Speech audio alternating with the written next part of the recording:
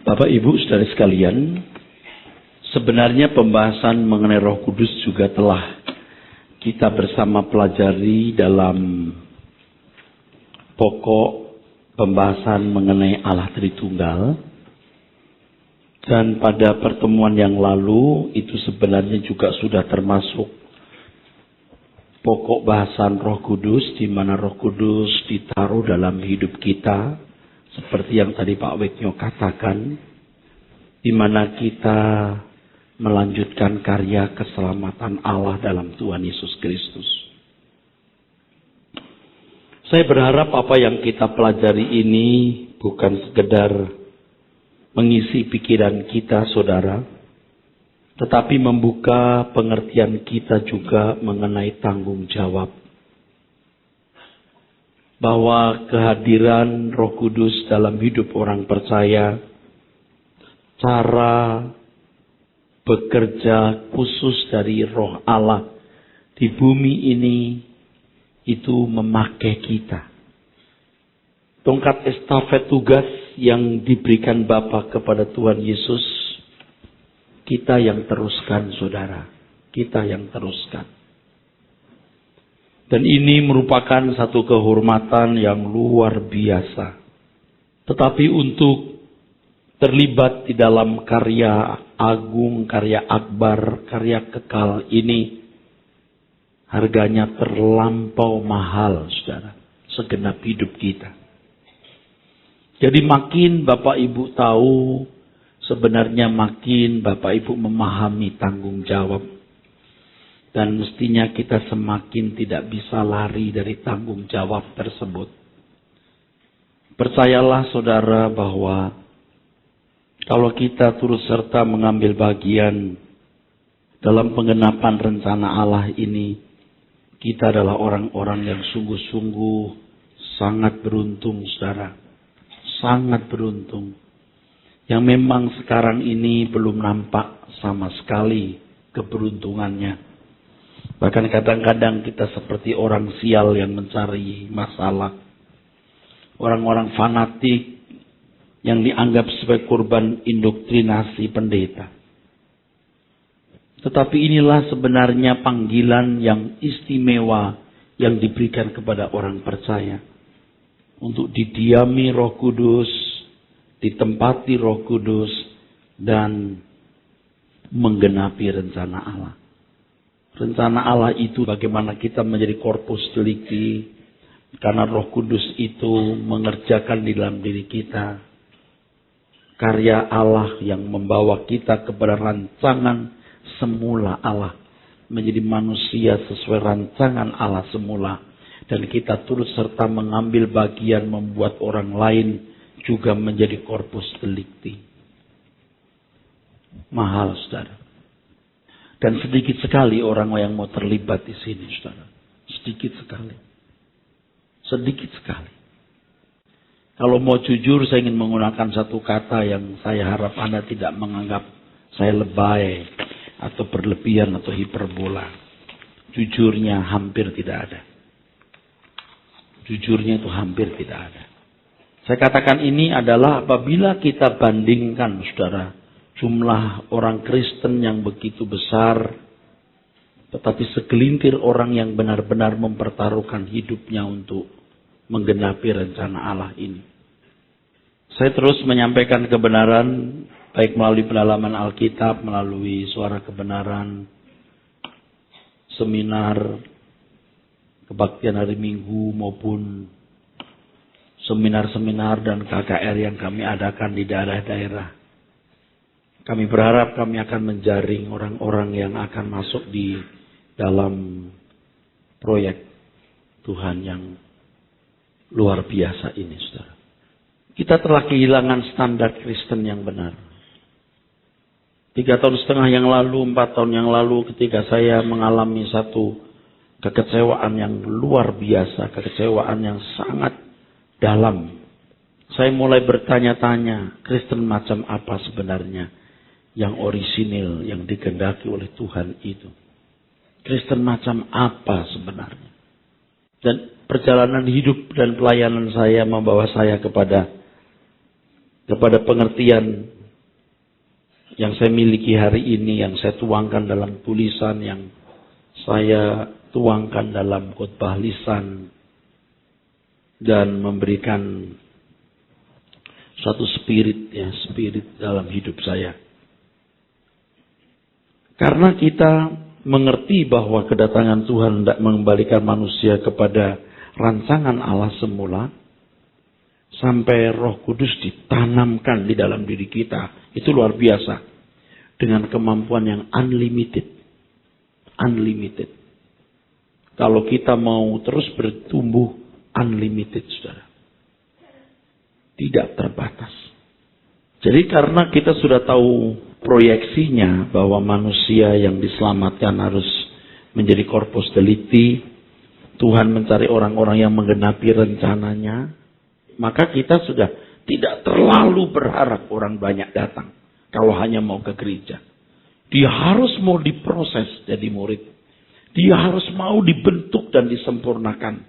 Kalau tidak, dengan berat hati, jangan bersama kami. Karena kami tidak punya program yang you pikirkan. Yang kami pikirkan itu programnya Tuhan. You must be perfect. Kalau you tidak bersedia, tidak masalah.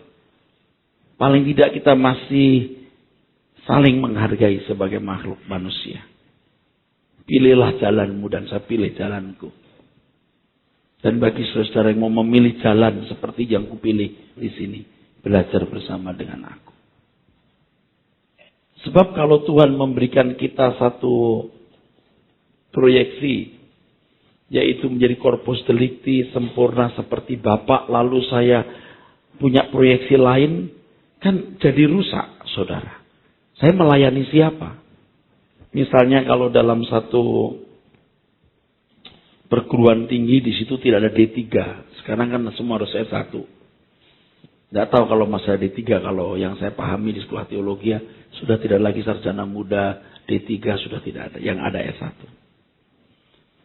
Kalau sekolah dengan statuta yang ada, sesuai dengan polisi yayasan pendidikan itu menyediakan strata 1 atau gelar degree sarjana, lalu saya sebagai rektor atau dosen membuat program lain D3, itu kan rusak. Kami hanya punya program S1. You mau, yuk belajar. You tidak mau, ya tidak usah belajar. Kami tidak punya program yang lain. Sementara yang ngomong juga belajar untuk lulus. Gitu loh saudara. Sebab yang ngomong pun juga bukan guru. Dia hanya asisten guru. Asdos. Dosennya Tuhan Yesus. Hidup ini begini saudara ya. Hidup itu begini.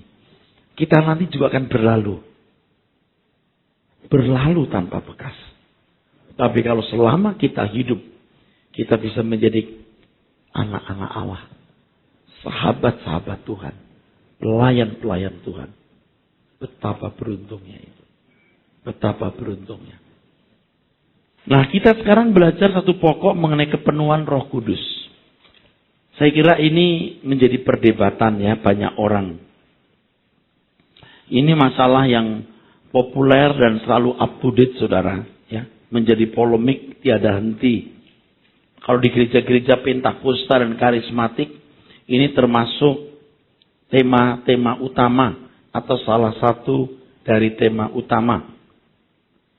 Tetapi di kalangan gereja karismatik sendiri, kepenuhan Roh Kudus juga tema yang diperdebatkan. Mereka pun belum memiliki kesesuaian paham.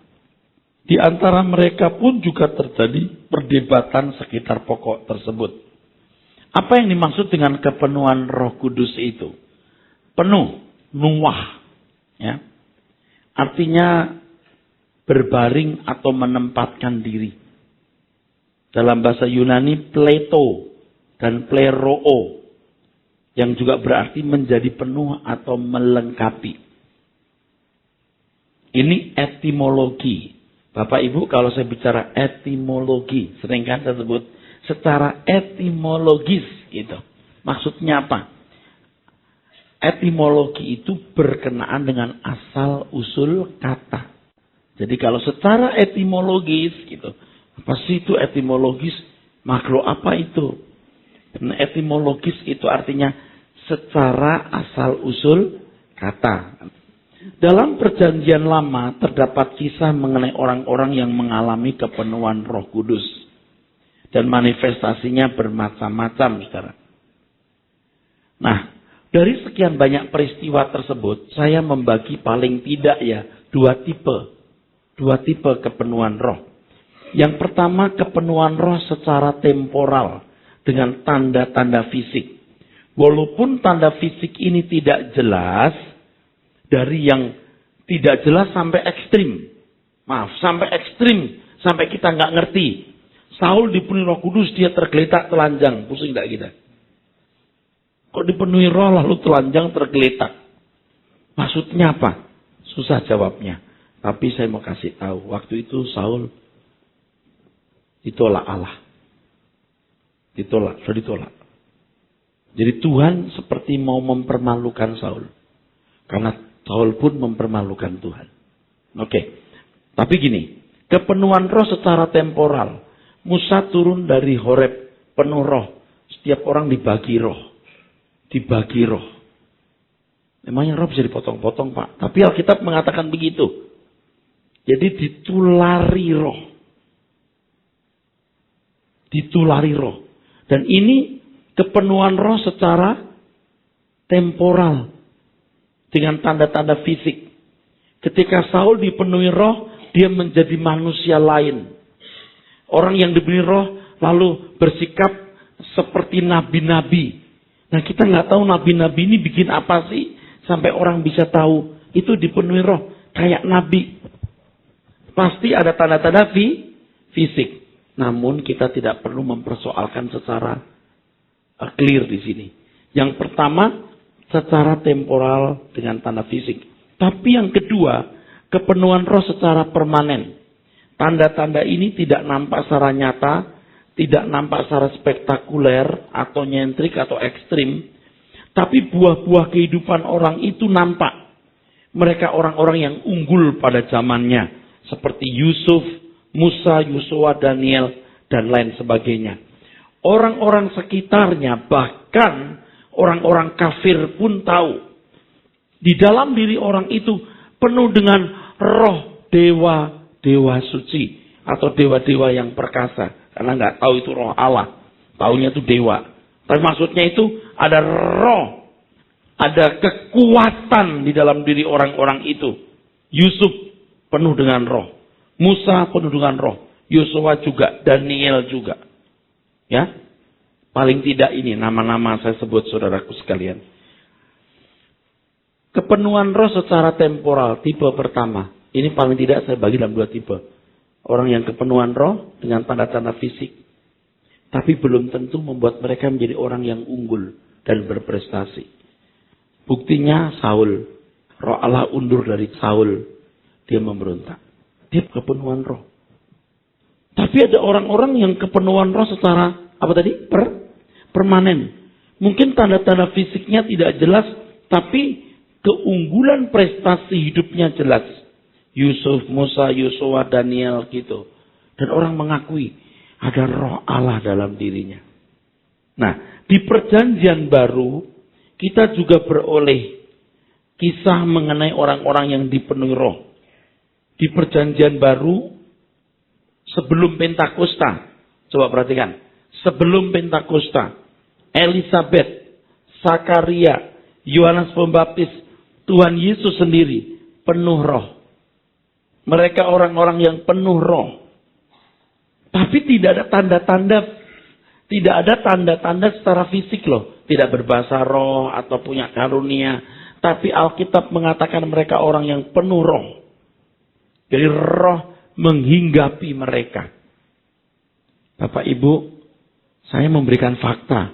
Tidak memberikan tafsiran dulu. Faktanya begini. Halo? Amin? Kalau belajar Alkitab kita harus fair.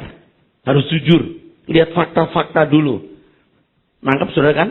Jangan langsung jebret punya konklusi. Nggak boleh. Kita mau belajar secara fair. Jujur. Dan tentu analisis. Ya. Kalau sekolah kita begini modelnya. Kalau sekolah teologi yang benar tuh, nggak gampang punya formulasi atau rumusan atau deskripsi. Dia kasih fakta-fakta dulu, dari fakta ini baru kita simpulkan. Dan ini cara belajar yang baik. Nah kalau saudara selama ini mendengar khutbah, ya memang tidak salah juga ya. Langsung Anda itu mendapat konklusi, kesimpulan. Kadang-kadang kesimpulan yang salah. Karena dia tidak melihat fakta yang lengkap dari apa yang ada di Alkitab. Nangkep? Dia ambil satu ayat, dua ayat, jebret dikonklusikan. Dia nggak lihat fakta-fakta yang lain di dalam Alkitab. Dia nggak lihat fakta-fakta yang lain di dalam Alkitab. Dan itu keliru, saudara. Itu keliru, itu salah. Ya. Dan yang konyol adalah dia membuat konklusi, tapi dia tidak melihat konteksnya. Tidak melihat konteksnya. Di ayat ini itu, siapa yang nulis untuk siapa, dalam rangka apa. Wah, Pak disarannya. Dia mengkontemporer, saudara. Nah, saya tambahkan boleh ya, perhatikan saya dulu ya. Lukas bicara soal kepenuhan roh. Paulus bicara soal kepenuhan roh. Kitab Bilangan bicara soal kepenuhan roh. Kita tidak boleh lalu menyimpulkan, seret, tidak boleh. Kita harus jadi penulis kitab Bilangan. Kita harus jadi Lukas, perspektif Lukas. Kita harus jadi Paulus, perspektif Paulus. Kita harus jadi Petrus dengan perspektif Petrus. Nah, apa maksud saya? Nah, dari perspektif orang itu kita baru boleh membuat kesimpulan. Baru boleh. Nah, indahnya itu, hebatnya itu, saudara. Itu nggak benturan. Itu nggak benturan. Itu hebatnya. Baru-baru ini ada kelompok orang-orang yang berkeras mengatakan perjanjian baru itu katanya bahasa Ibrani. Dengan mencoba membuat berbagai alasan. Saya cuma mau ngomong begini. Kalau you belajar bahasa Yunani dengan baik. Dan membaca Alkitab bahasa Yunani. You akan melihat betapa saktinya bahasa Yunani itu. Penggunaan kata. Betapa hebatnya. Maksudnya. Memaksakan diri untuk berpandangan bahwa Alkitab perjanjian baru itu katanya bahasa Ibrani. Cuman karena membela nama Yahweh. Karena membela nama Yeshua HaMashiach. Karena mau membela nama itu. Saya nggak mau ngajak debat, saudara. Cuman saya mau memberitahu. Saya kagum dengan Alkitab bahasa Yunani. Karena luar biasa. Nah kan, kalau Petrus Petrus itu tidak nulis Injil ya. Yang nulis Markus muridnya. Lukas nulis juga. Mereka sama-sama menggunakan kata yang sama. Tapi pengertiannya bisa enggak sama persis. Karena yang satu berpendidikan tinggi, yang lain berpendidikan kurang tinggi. Yang satu pengaruh Ibrani, yang satu pengaruh Gerika Yunani. Beda kan? Halo? Halo, nangkep? Jelimet kan? Itu memang begitu. Kok rumit? Memang rumit. Memang rumit. Makanya kita bisa belajar berapa tahun ini ya? Sudah berapa tahun PA kita ini?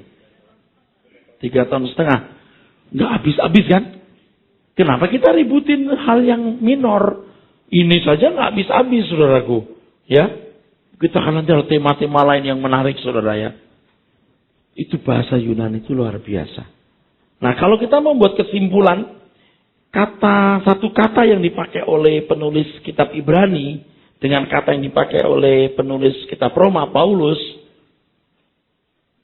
belum tentu sama loh. Kita harus melihat seluruh konteks pasal, baru kita buat konklusi.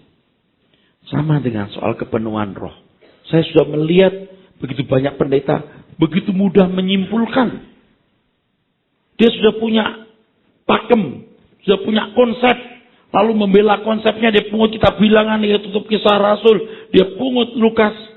Padahal masing-masing penulis itu punya perspektif yang khusus, yang khas.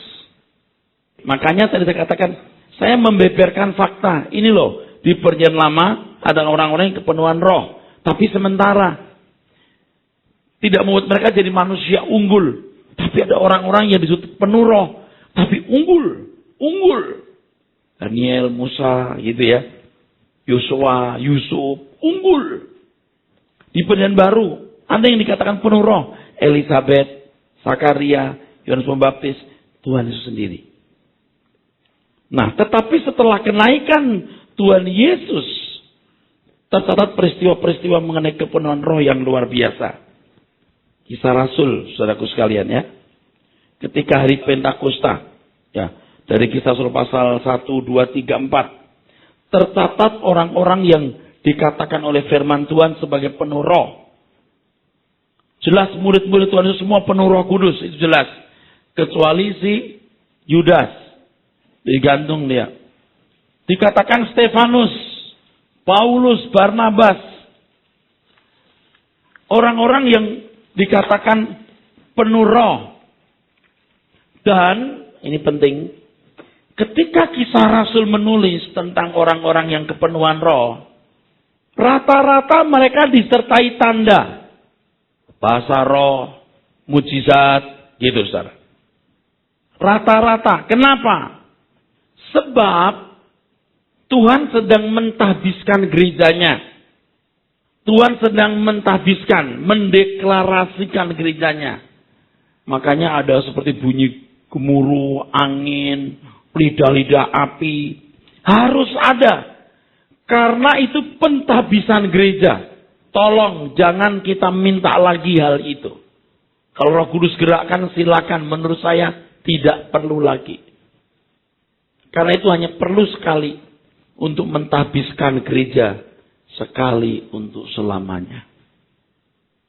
Dan kalau orang-orang pada zaman itu belum dipenuhi Roh Kudus, didoakan Yohanes, Petrus penuh roh. Mereka berbahasa roh. Karena memang itu awal-awal gereja mula-mula yang harus disertai tanda. Jangan memaksa bahwa sekarang juga mesti begitu pertanyaannya. Untuk apa? Loh, ini kan orang karismatik Pentakosta mulai berkata tuh melawan kita kan. Tuh nyerang kita tuh Erastus. Saya tidak nyerang. You pikir baik-baik ya bro. Bu, Pak. Untuk apa? Kalau saudara pengen tahu. Tuhan Yesus tidak mengajarkan kita jadi ekstrim dengan karunia. Tuhan Yesus berkata, roh itu memimpin kamu kepada segala kebenaran. Kalau kamu punya karunia, memimpin kamu kepada segala kebenaran, betul. Tapi kalau karunia hanya untuk show dan untuk masuk-masuk yang lain, tidak perlu. Kebetulan yang ngomong ini juga berbahasa roh, juga percaya mujizat. Ya. Tapi jangan kita, kalau sudah bicara Roh Kudus, selalu minta tanda seperti yang dialami oleh gereja mula-mula. Saya mau tanya, setelah gereja mula-mula, kan ada aniaya kan? Dalam sejarah gereja juga ada dong. Perlu nggak begitu lagi? Sama sekali. Gimana kalau setiap kebaktian api turun dari langit, orang Roma pada bertobat loh. Betul nggak? Setiap kali kebaktian berbahasa roh, semua orang dari berbagai suku bangsa bisa tahu maksud khotbahnya. Petrus nggak pernah bahasa Inggris, bisa bahasa Inggris. Bahasa Kuba, Argentina. Bayangkan saudaraku. Gimana coba hebatnya? Bapak gue yang di surga. Lalu orang kagum. Wah, Petrus itu bahasa apa? Ini bahasa si pitung. Ternyata tidak. No need. Makanya orang mesti kembali ke ucapan Tuhan Yesus. Kalau roh itu turun dan memimpin kamu kepada segala kebenaran, menginsafkan dosa, dan seterusnya. Amin. Adil nggak saudara? Memang untuk menjagakan gerejanya, membangunkan, oke? Membangunkan, bangun untuk menjagakan tengah malam dibangunkan dia. Itu karunia roh seperti ini muncul. Saya percaya, setuju. Tapi kalau kemudian orang berkutat di karunia roh Itu yang repot. Itu yang repot. Saya boleh nggak menyimpang dikit-sedikit? Kan sekarang ada gereja ya. Oke, kalau dianggap salah saya minta maaf ya. Dan kalau kebaktian mesti menari, ini mesti menari, terus berbahasa dan berbahasa roh, ekstrim lah pokoknya. Ada yang rebah. Sekarang udah ada, masih ada nih di satu tempat. Karena saya tahu begini, karena teman maminya ikut nunggu anaknya yang masih muda ikut kebaktian di situ gitu. Orang-orang intelek, eksekutif muda juga. Lama nunggunya karena pada rebah-rebah nari-nari gitu. Anda tahu nggak orang-orang begini jadi nggak dewasa mentalnya. Nah, dan sering tuh ya, sering nggak jujur dengan diri sendiri. Sering nggak jujur. Saya percaya roh guru sama orang bisa rebah. Tapi nggak selalu mesti rebah. Akhirnya merebahkan diri. Kan nggak jujur dah. Jadi nggak dewasa dong. Anak saya yang perempuan berkata, teman saya gerejanya bahasa roh. Lalu tanya anak saya yang perempuan, gerejamu bahasa roh nggak? Iya juga. Kau bisa bahasa roh nggak? Pusing dijawabnya. Karena anak saya belum bisa berbahasa roh. Tapi bandi. Kalau Tuhan kasih, tapi jangan, aku pengen bahasa roh, jadi malu sama teman bahasa roh. Jadi saya mau bahasa roh. Akhirnya bahasa rohnya ngawur. Kura-bara-bara-bara. Kura-bara lama-lama-lama. Akhirnya kuraba lama. Akan begitu. Jadi kan ngaco kan. Oke. Gak tahu ya kan bahasa roh. Orang suka kura-bara-bara-bara. Lama-lama. Kura-bara-bara. Bukan saya jorok untuk mikir negatif loh. Tapi memang begitu loh. Kura-bara-bara. Lama-lama. Kura-bara-bara. Nggak gitu loh. Banyak orang bahasa rohnya sama gitu semuanya. Kura-bara. Lama. Atau gini. Sandal lawas. Bakyak baru. Memang ada yang mirip kata lama atau raba. Memang agak mirip ada. Itu ada yang benar juga. Tapi ada yang salah. Ya, oke. Meneliti setiap kalimat atau kata yang bertalian penuh dengan roh, maka dapat disimpulkan, pertama, bahwa kepenuhan roh atas seseorang tidak dapat dipisahkan dari kapasitas orang itu menerima kepenuhan roh. Tidak mungkin Tuhan memberikan kepenuhan roh secara permanen kepada orang-orang yang hidupnya tidak berkualitas. Bapak Ibu, bukan saya mau merendahkan orang loh ya. Orang tidak berpendidikan tinggi tidak masalah. Tapi dia belajar dari pengalaman hidup, otodidak. Jadi pinter, betul nggak? Oh nggak lulus SMA, oh cuma SMP. Tapi pengalaman hidupnya membuat dia jadi punya kedewasaan. Pendidikan sudah nggak tinggi, kampungan, tidak produktif. Lalu kompensasinya penuh roh, berbahasa roh. Saya sudah lihat orang-orang seperti ini, saudara. Dan dia nipu orang lain.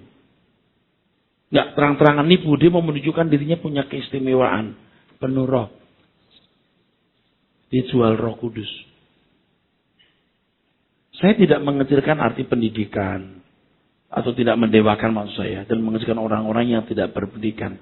Tapi orangnya, yang penuh roh itu orang yang pasti cerdas, bijaksana, bersosialisasi baik, produktif, giat, rajin, jujur. Betul nggak, saudara? Nggak mungkin orang yang nggak jujur, nggak giat kerja, malas, penuh roh. Pasti bukan Roh Kudus, roh kuda.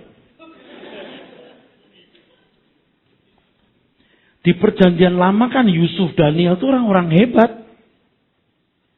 Yusuf Daniel itu menghargai kesucian Tuhan begitu hebat, saudaraku. Betul nggak, saudara? Integritasnya Yusuf itu hebat loh. Dari seorang yang terbuang dari keluarganya. Dalam kondisi yang merana. Wanita cantik istri Potifar jatuh cinta kepadanya. Zaman dulu kan kalau pejabat tinggi pilih istri kan gak pakai lobby. Gak pakai pacaran dan pendekatan. Dia bisa cabut saja. Pejabat tinggi itu orang cantik cabut. Ada Miss kota mana cabut. Miss Universe cabut. Kalau sekarang kan nggak boleh cabut rumput emangnya. Bisa dipahami bahwa istri Potifar itu cantik. Nggak mungkin istri pejabat zaman dulu jelek. Nggak mungkin. Pasti pilihan. Yusuf itu menarik, saudara. Ya. Pucuk dicinta, ular tiba.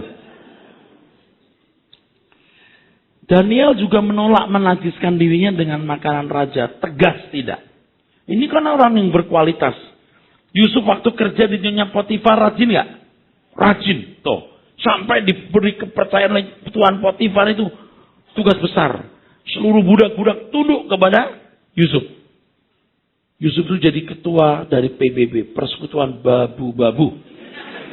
Persekutuan budak-budak. Dia jadi itu pimpinannya.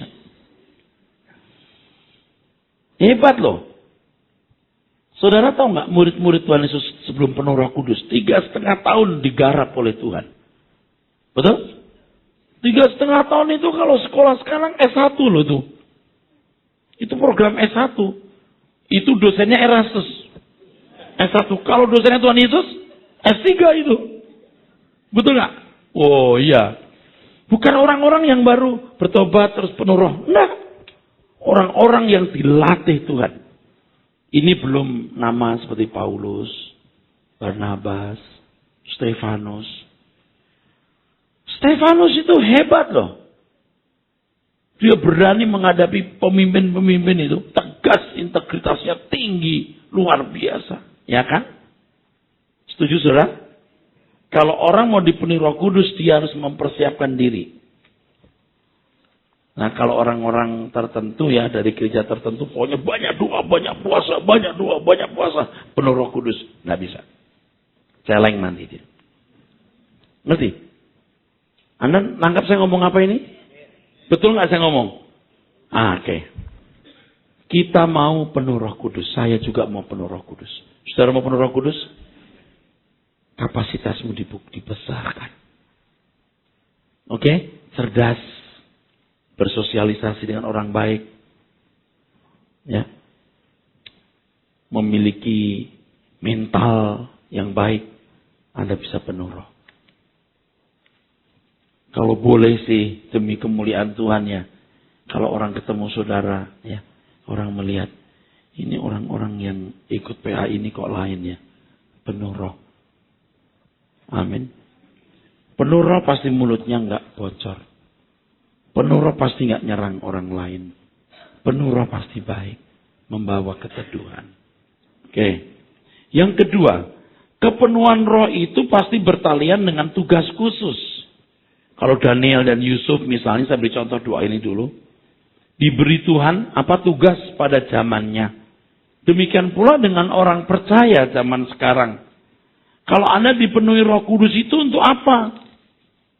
You mau apa sih dipenuhi Roh Kudus? Saudara, ini nggak nuduh ya. Tapi kan kita mau jujur-jujuran, setuju nggak? Setuju nggak? Setuju ya. Kan saya itu bukan nggak pernah mengenal gereja yang ekstrim berbahasa roh. Saya sudah masuk gereja begitu bertahun-tahun, saudara. Saya dulu memang berasal dari gereja yang nggak pakai tepuk tangan, nggak pakai bahasa roh. Tapi saya masuk gereja yang pakai bahasa roh karena saya suka main musik. Terus saya lihat orang berbahasa roh.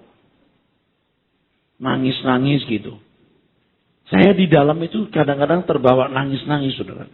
Cuman tidak terbawa bahasa roh karena saya takut. Pertama kali saya masuk gereja yang berbahasa roh, saya takut. Saya berpikir, saya masuk ruangan yang salah. Mengerikan loh. Dari orang yang punya gereja begitu teduh ya. Begitu teduh kan gereja yang saya miliki, yang saya pergi tiap minggu itu loh. Yang lagu-lagunya teduh-teduh lah pokoknya saudara sekalian. Ya, teduh-teduh lah gitu. Di depan mata Yesus, ku buka kehidupanku. Terus kemenangan, glory, glory, haleluya. Waduh.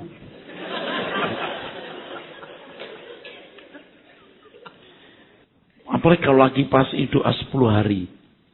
doa menyambut kepenuhan Roh Kudus. Atau doa menantikan penuangan Roh Kudus. Roh Kudus sudah turun, ditunggu lagi. Gua gak ngerti maksudnya.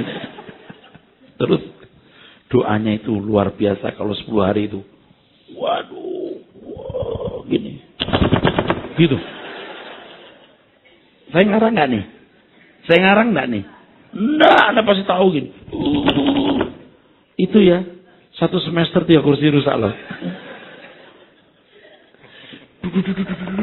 Kan suruh berlutut tuh. Gitu. Saya juga ikut berlutut gitu. Tapi kan saya masih muda ya, saya belajar juga waktu itu. Halo ya.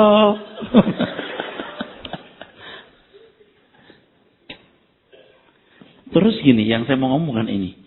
Terus ada satu suasana di mana berbahasa roh, tanda-tanda kepenuhan roh itu seperti yang di Kisah Rasul seakan-akan harus dimiliki. Seakan-akan harus dimiliki. Nah itu yang jadi repot. Seakan-akan. Makanya kan orang ada doa kepenuhan roh. Nah di sekolah Alkitab itu juga begitu. Ada orang, ada guru atau dosen yang, nah kita mau doa kepenuhan roh. Saya sih nggak nentang karena yang mengadakan itu senior saya. Jadi saya ya oke aja, cuman saya nggak hadir gitu. Saya dari jauh ngeliat ya udah deh. Itu jadi siapa yang belum bisa berbahasa roh masuk ke depan beberapa orang terus doakan itu, doakan terus, sampai berbahasa roh. Saya nggak yakin kalau itu bahasa rohnya murni. Saya khawatirnya begini, dia sudah masuk ke depan nggak bahasa roh, kambuan. Akhirnya dia bahasa roh. Udah gitu gantian, siapa lagi gantian gitu. Saya itu nggak setuju, tapi ya saya nggak berani ngelawan gitu. Saya terus terang dari dulu nggak setuju. Saya berbahasa roh loh. Dulu sih saya juga pernah ikut-ikutan sebelum ini, sebelum peristiwa itu. Jadi tempatan, katakan, lepas bahasa roh, katakan. Dulu begitu juga saya. Ya kan saya nggak tahu, jangan marah dong. Sekarang kita udah sadar kan nggak boleh begitu. Itu senior saya loh, ayo masuk ke depan terus didoakan terus sampai bahasa roh. Akhirnya dapat gitu. Udah dapat. Kalau setelah selesai, kita dapat yang tadi, dapat ya. Saya khawatir gini, saudara. Ketika orang dalam emosi tertentu, terus haleluya disebut berulang-ulang cepat sampai kepleset. Sampai lidahnya kepleset. Baru. Jadi kalau Krisya, saya pernah ceritakan yang itu lucu itu, yang murid orang Toraja itu. Toraja lama di Irian. Waktu ada guru dari luar negeri, ini perempuan, ini guru. Dia nanya siapa yang belum bisa berbahasa roh. Dia angkat tangan. Sudah datang ke kantornya. Didoakan di kantor. Terus speak out. Suruh ngomong gitu. Tekan gitu. Dia yang cerita sendiri. Saya ini dosen yang dekat dengan mahasiswa, saudara. Saya itu bisa berteman. Pokoknya kalau ada mantan mahasiswa, saya tahu bahwa saya dekat dengan mahasiswa. Kalau Persima gitu, habis acara malamnya terus kita kumpul gitu, tinggal 8 orang. Kita makan. Sop dudung, kita makan. Saya yang sponsori, naik mobil. Saya cukup pinter lah kalau saya bikin entertain gitu. Jadi murid-murid itu suka tertilak juga sama saya. Jadi waktu ditekan-tekan itu katanya dia, saya nggak bisa bahasa roh. Akhirnya bahasa Irian.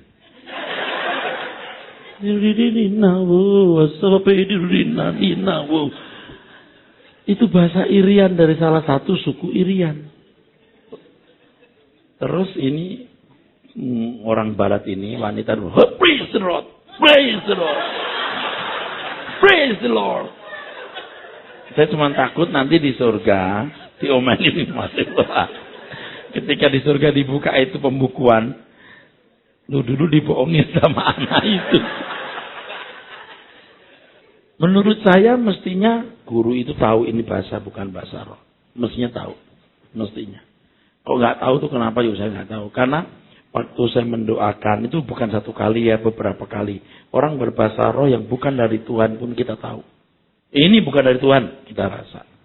Kita mesti rasa. Nah mungkin enggak. Makanya kalau bahasa kebaktian di gereja mana gitu diundang terus bahasa roh yang dikarang atau yang biasa jadi kebiasaan gitu, saya diem gitu. Dulu sih kesel gitu, sekarang sih udah tua kan jadi. Ya Tuhan. Ya udah gitu. Ya udah. Kalau dulu kan, kalau sebelah kita, gitu. Sekarang kita kan, oh Yesus. Yesus. Sudah. Kalau sekarang ya udah Yesus. Yesus. Dia. Yesus. Kalau sekarang udah tenang. Kalau dulu kan, Yesus. Tapi itu memang terjadi. Ada semacam kompetisi. Kalau di mimbar nggak bahasa roh itu dianggap nggak layak di mimbar gereja itu. Harus bahasa roh. Saya saja juga terpengaruhin. Jadi kalau di mimbar-mimbar tertentu itu, kalau saya diundang di gereja tertentu, saya juga tunjukkan kemampuan saya berbahasa roh. Lu gak tahu gue bisa, gue juga bisa. Dan itu berlangsung bertahun-tahun, saudara. Saya itu kalau ingat gitu kok lucu ya gue ya. Jadi kalau saya diundang di gereja di mana orang berbahasa roh, saya itu tunjukkan kemampuan saya berbahasa roh. Ya memang saya tuh berbicara sama di sini, oh enggak apa-apa, ini kan harus bahasa roh. Ini kan ada orang yang berbahasa roh, ini kan Roh Kudus. Tapi kalau setelah tua, saya sadar, saya cuma nggak mau dianggap tidak penuh Roh Kudus. Aku dianggap nggak punya karunia Roh Kudus. Jadi aku berbahasa roh. Dan kenceng lagi, kenceng gitu. Orang kenceng lebih kenceng lagi gitu. Sekarang kan sudah bertobat, gitu ya saudaraku. Jadi maafkanlah kesalahan masa laluku. Sekarang saya masih berbahasa roh saudara, tapi kalau di gereja tuh jarang ya. Kalau enggak penting sekali, kecuali doa bersama. Nah Roh Kudus itu dipenuhkan itu maksudnya untuk apa? Untuk misi tertentu. Satu, kapasitas, amin. Kalau bisa penuhan Roh Kudus, kapasitas. Yang kedua, untuk misi tertentu. Saya mau dipenuhi Roh Kudus, Pak. Untuk apa? Ya pokoknya penuh aja. Loh. Bapak Ibu tahu nggak kalau waktu kita masih muda, Roh Kudus melawat. Betul lawatan Roh Kudus. Kita mau tiap hari ke gereja loh.